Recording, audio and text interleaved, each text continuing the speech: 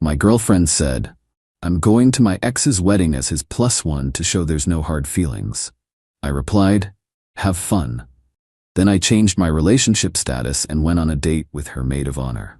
When she returned, my apartment was empty, except for a note that said, "Original post I, 32 male, should have seen this coming when Monica, 29, casually mentioned over breakfast that her ex Trevor was getting married. We'd been together 3 years, living in my apartment for the last 18 months. That's nice," I said, focused on my scrambled eggs. "Yeah, about that." She twirled her hair, that nervous habit I used to find cute. "He actually invited me. As his plus one." I looked up. His plus one? To his own wedding? Not like that. God, Derek, don't be dense. His fiance's family is super conservative. They think it's weird he doesn't have more friends, so he asked if I'd come to show there's no hard feelings between us. You know, prove he's a normal guy with normal friendships. "And you said?" I said yes. It's the mature thing to do. Shows we've all moved on. The coffee tasted bitter suddenly. "You're going to your ex's wedding, as his date, to prove you've moved on." Monica rolled her eyes. "You're making it sound worse than it is. It's literally just sitting through a ceremony and eating some chicken marsala. I'll be back Sunday night." "The wedding's out of town?" "Phoenix. Trevor's covering the flight and hotel. Separate rooms, obviously." I set down my mug carefully. "Let me get this straight. You're flying to Phoenix, staying in a hotel your ex is paying for, to be his plus one at his wedding, and you think this is normal?" "Derek, stop being insecure. It's not attractive. I'm doing him a favor as a friend. That's what mature people do." The entitlement in her voice, like I was the unreasonable one. "Okay," I said. "Have fun." She blinked. "Really? You're okay with it? You already said yes, right? What's there to discuss?" That Thursday, she packed her weekend bag, kissed me goodbye, and left for the airport. I watched from the window as her Uber pulled away. Then, I got to work. Update 1. First thing I did was change my relationship status on social media. Single. Within 10 minutes my phone started buzzing. Ignored it all. Second thing, I texted Heather. For context, Heather was Monica's maid of honor from her sister's wedding last year. We'd hit it off at the rehearsal dinner, bonding over Monica's tendency to make everything about herself. Nothing inappropriate happened. But there was definitely a vibe. She'd mentioned once, after a few drinks, that Monica had interesting priorities. "Hey, weird question. Did Monica tell you about this weekend? The Trevor thing? Girl, that's wild. Can't believe she actually went. Wanna grab coffee? I could use a reality check. Heather, wine would be better." Vin Rosa at 7. That evening, Heather showed up looking professionally annoyed. I told her it was disrespectful, she said before even sitting down. She laughed and said you were too secure to care about silly things. She what now? "Oh yeah, she's been telling everyone you're totally fine with it. Super supportive. The perfect modern boyfriend who isn't threatened by friendship." I showed her my phone. 17 missed calls from Monica. Probably saw the relationship status change. Heather leaned back. "You know what? Good for you. She's been walking all over you for years." "Years? Derek, sweetie? Remember her birthday party? You paid for everything while she invited Trevor? The vacation you planned that she canceled last minute to help Trevor move? The promotion dinner you missed because she had to console Trevor about his breakup?" The pattern I'd been ignoring slapped me in the face. "I'm an idiot." "No, you're nice. She takes advantage of nice." We talked until the restaurant closed. Nothing physical happened. I'm not that guy. But Heather mentioned she'd been planning to skip her cousin's thing Saturday night. Maybe she'd reconsider if I was free? Friday morning, I rented a U-Haul. Monica's stuff wasn't that much, really. Clothes, makeup collection, her Peloton she used twice, the coffee maker she insisted we needed that cost $400, the artwork she bought with my credit card, the throw pillows that cost more than my monthly grocery budget. I packed everything carefully, labeled the boxes with a Sharpie. Monica. Clothes. Monica. Bathroom. Monica. Miscellaneous. Drove it all to her sister Diane's place. Diane opened the door looking confused. "Derek, what's all this?" "Monica's things. She'll need them when she gets back Sunday." "Why would she?" "Wait, what? She didn't tell you? She's at her ex Trevor's wedding, as his plus one. I figured she'd want her stuff somewhere safe since she won't be living with me anymore." Diane's mouth opened and closed like a fish. She said she was at a work conference. Nope, Phoenix, Trevor's wedding. Check her Instagram. I left Diane standing there surrounded by boxes, already pulling out her phone. Saturday night, I met Heather for dinner. Actual dinner, not a date. We were both clear on that. But we did take a selfie that happened to show up on my Instagram story. 2 adults having dinner. Nothing scandalous. My phone exploded. What the hell is this? Are you on a date? With Heather? Derek, answer your phone right now. This is so immature. I can't believe you do this to get back at me. It's not the same thing. I didn't respond. She made her choice. Sunday afternoon, I was sitting in my beautifully empty apartment when the door burst open. Monica stood there, mascara smeared, hair a mess. Where is everything? Where's my stuff? At Diane's. You moved my stuff to my sister's. You moved yourself to your ex's wedding. Seemed like we were both making changes. She stomped into the bedroom, saw her side of the closet empty, and let out this weird shriek. You can't do this. I live here. Lived. Past tense. Because I went to a wedding? Are you that insecure? No, because you thought it was appropriate to be another man's date while in a relationship. Because you lied to your family about where you were. Because you've apparently been prioritizing Trevor our entire relationship. That's not. You're twisting everything. Trevor just posted wedding photos. You're in 17 of them. You caught the bouquet. Her face went red. That was an accident. You're literally reaching for it in the video. Derek, please. Let's talk about this. I love you. Cool, I love the person I thought you were, the one who respected our relationship. I cannot believe you'd humiliate me like this, dating my friend. I had dinner with Heather. Once, you flew across state lines to be another man's date. See the difference? Update 2: the meltdown that followed was spectacular. Monica called her mom, Barbara. Barbara called me 20 minutes later.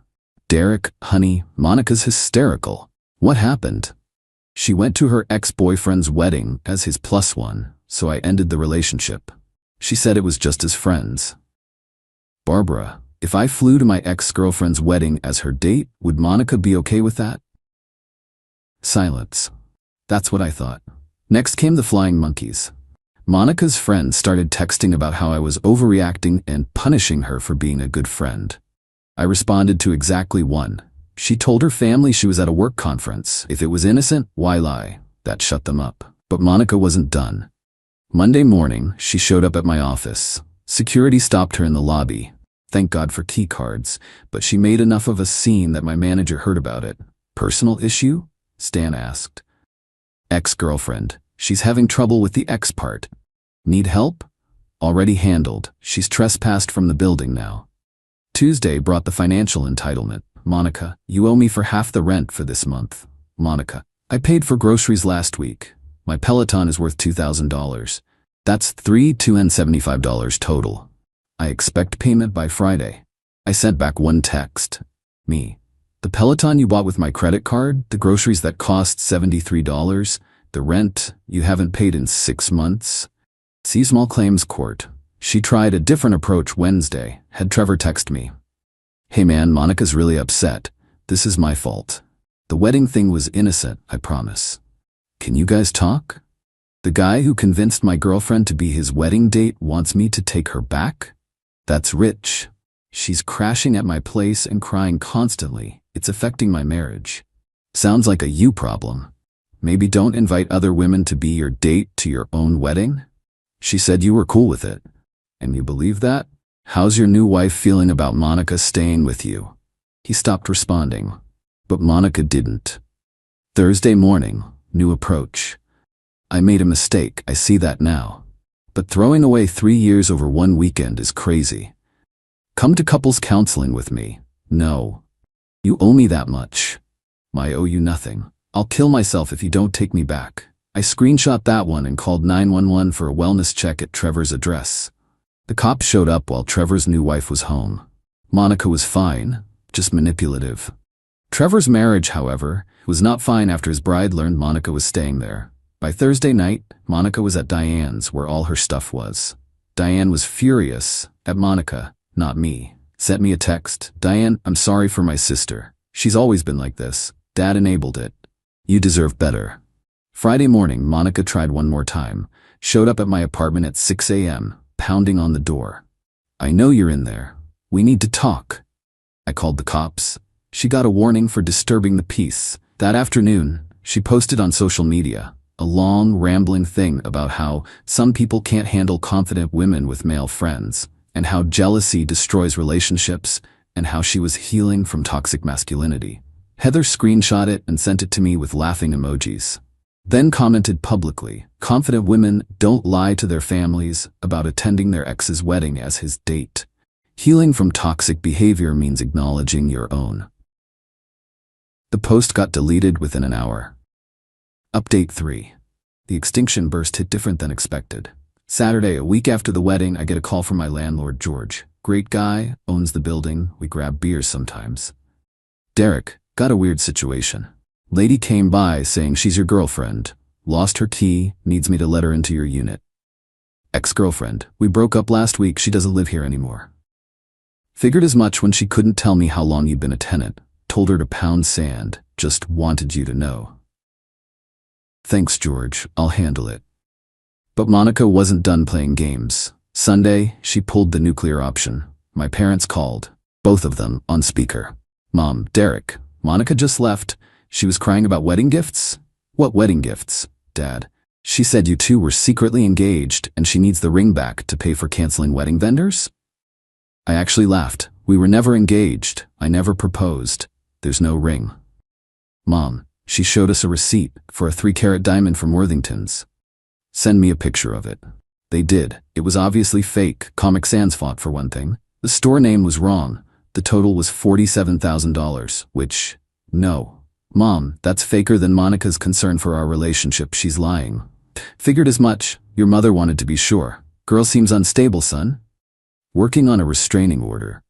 Monday brought the work drama. Monica called my company's HR department, claimed I was harassing her, that I'd stolen property, that I was creating a hostile work environment for her at a company where she doesn't work. HR called me in, looking exhausted already.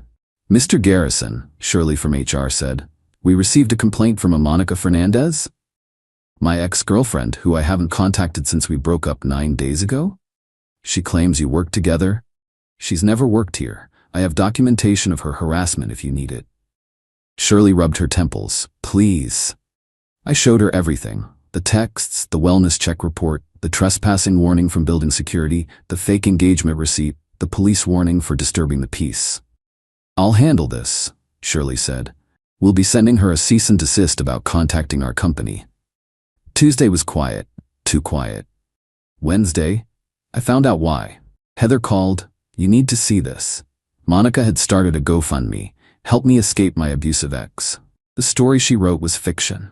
According to her, I'd isolated her from friends, controlled her finances, and thrown her out for attending a family wedding. She needed $5,000 to start over safely. It had raised $300.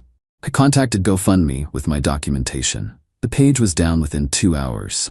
But the best part? Trevor's wife donated $5 with a comment, "Maybe don't stay with my husband after being his wedding date." Trevor was apparently sleeping in his car now. Thursday, Monica made her final mistake. She used the spare key she'd secretly made. Except I'd installed a camera after the first incident. Got a crystal clear video of her entering at 2 p.m. while I was at work. She didn't steal anything. No, she did something weirder. She rearranged everything. Furniture moved slightly. Pictures rehung at different angles. Books reorganized. Probably thought she'd make me think I was going crazy. Except she didn't know about the camera. I called the cops immediately. Showed them the footage. She was arrested at Diane's house for breaking and entering. Diane called me. "I'm done with her. Bail her out? She can figure it out herself. Mom and Dad are done too after the fake engagement stunt." Monica spent 2 nights in jail before Trevor bailed her out.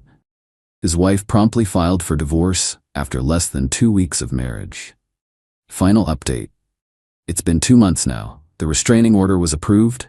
2 years, no contact. Monica had to plead down to misdemeanor trespassing and got 6 months probation plus community service. Last I heard through the grapevine, she's living with her parents in Tucson. Trevor's divorce was finalized in record time. She lost most of her friend group after the truth came out. Diane still won't talk to her. She's working at a call center. The satisfaction isn't from revenge, it's from the clarity. 3 years I spent with someone who saw me as an accessory to fund her life while she prioritized her ex. 3 years of being gaslit into thinking I was insecure for having normal boundaries. The apartment feels different now. Lighter. I repainted the walls, got rid of that agreeable gray she insisted on. Put up my movie posters, she said, were juvenile. Bought a coffee maker that just makes coffee, not 17 varieties of artisanal whatever. Heather and I aren't dating. We both agreed that would be weird timing. But we're friends, real friends. She introduced me to her cousin Lisa. We've been on 3 dates. She thinks the whole Monica story is wild but validating. She's never asked me to skip work to help her ex move. The note? The one I left when Monica came back to an empty apartment? It simply said, "You were right. This is what mature people do. They move on." She kept it apparently. Diane found it in Monica's stuff when she finally came to get her boxes last week. Said Monica had scribbled all over it with red pen, writing things like immature and manipulative. And small dick energy. Diane took a picture and sent it to me with crying laughing emojis. We're still cool. Last week I got a notification. Monica tried to connect on LinkedIn. The message said, "Hope you're well. I've grown a lot. Coffee sometime?" Screenshot it for the restraining order file and blocked her there too. Some people never learn. They just find new platforms to be entitled on. But that's not my problem anymore. My only problem now is deciding whether to paint the bedroom navy or forest green. Lisa likes green. Green it is.